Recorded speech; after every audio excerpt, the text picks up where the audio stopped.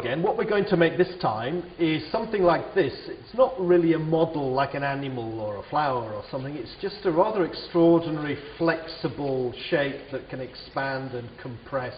Looks very beautiful in the light, and you can make many forms out of it.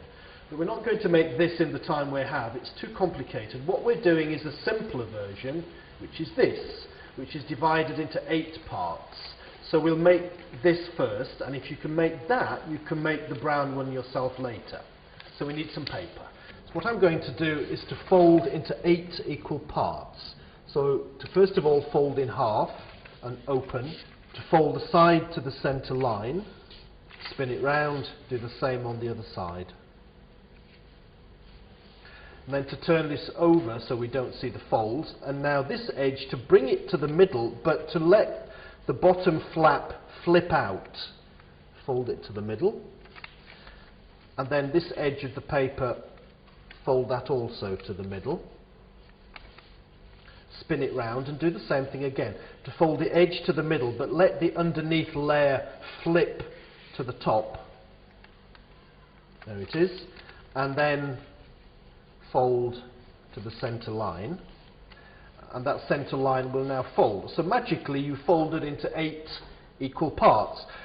So now what we need to do is to fold all of the valleys and the mountains in the opposite direction.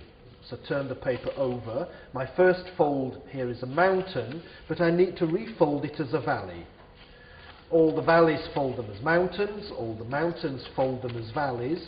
So what this does, there is to make every fold not have a preference as a mountain or a valley, and there's a reason for this that you'll see later. So now the 7 folds can fold in either direction.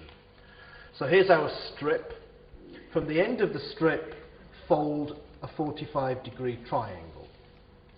So having folded that from the end of the triangle, fold a strip down so the 2 folds are parallel, and then continue that 45-degree folding pattern right along the strip. So all the folds are parallel, and you're always folding triangles across the strip. And again, now, as before, fold all the valleys as mountains, fold all the mountains as valleys. Every fold, I think I've got 8, fold them in the opposite direction to the first time you folded them. And then open out to the square.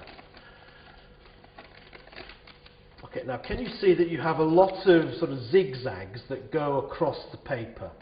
So now what we do is just to make the pleat, and just choose a zigzag in the middle. It doesn't really matter which one you choose, and start it here as a mountain fold, and the one next to it is a valley.